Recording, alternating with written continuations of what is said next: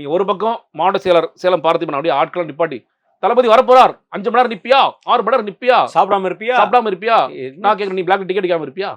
அதான் நமக்கு black ticket எடுக்காம இருப்பியா நீ சார் முதல்ல கேட்கறேன் அந்த வாலண்டியர்ஸா இருக்கிறவங்க என்ன சார் அதாவது அவங்களுக்கும் குடும்பம் இருக்கு அவங்க அப்பா அம்மா எல்லாம் என்னப்பா விஜய் கூட்டத்தில் போய் சாகடா நீ பெத்து விட்டுருப்பாங்களா 5 மணி நேரம் 6 மணி நேரம் ஏன் நிக்கணும் நீ சாப்பாடு போட மாட்டியா இப்போ வாலண்டியரையும் கவனிக்க மாட்டேன் வர பொதுமக்களையும் கவனிக்க மாட்டேன் நீ யார் தான் கவனிப்போ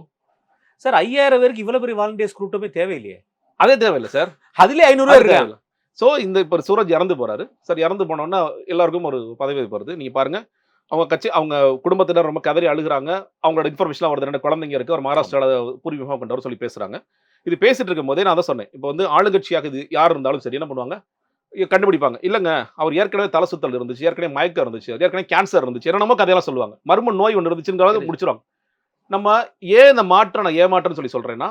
தாவேக்க ஆமாங்க ஒரு அசம்பாதம் நடந்துருச்சு தவறா ஒன்று நடந்துருச்சு நாங்கள் அதுக்கு முழு பொறுப்பு ஏற்றுக்கிறோம் நாங்கள் அதை காப்பாற்றுவோம் அப்படின்னு சொல்லியிருந்தாங்கன்னா உண்மையிலே பரவாயில்ல மாற்றம்னு சொல்லியிருப்பேன் உடனடியாக இந்த ஒவ்வொருத்தரோட பேட்டி சிட்டர் நிர்மல்குமார் அவர் ஏற்கனவே இதோ நோய் இருந்துச்சா அதனால தான் அவர் செத்து போனார் இதெல்லாம் மனிதனா இல்லையான்னு கேட்குறேன் உனக்கு நீ வந்து அதிமுகவில் இருந்திருக்கிற பாஜகவில் இருந்திருக்க நீ உண்மையிலே மனுஷனா உனக்கு மனிதாபிமானம் ஒன்று இருக்கா இல்லை ஜான் ஆரோக்கியசாமி என்ன சொன்னாலும் நீ வந்து சாப்பிடுவியா எனக்கு புரியல இதுதான் சார் ஜான் ஆரோக்கியசாமி சொல்லி கொடுத்துட்டாரு இது எங்கிறது வருது சார் கரூர் இன்சிடென்ட்ல என்ன பண்ணாங்க எல்லாரும் ஃபோன் ஸ்டாப் பண்ணுங்க எல்லாரும் தலைமுறை வாயிடுங்க அதுதான் அவங்களோட நோக்கம் அதே மாதிரி இந்த விஷயம் சமாளிக்கிறதுக்கு யார் மேலத்துக்கு பழிய போடுங்க இது சீட்டர் நிர்மல்குமார் அருண்ராஜ்ட்ட அடுத்து பேட்டி எடுக்கிறாங்க இவர் நிர்வாகியே கிடையாது இவர் எப்படி உள்ள வந்தாருங்கிறத காவல்துறை செக் பண்ணி சொல்லணும் காவல்துறை வேலை இல்லையா இப்போ 5000 பேர் நீ வந்து பிளாக் டிக்கெட் வித்துட்டு இருப்பா தம்பி புசியானதிங்க வா யாருக்கெல்லாம் பிளாக் டிக்கெட் வித்த சொல்லு லிஸ்ட் கொடு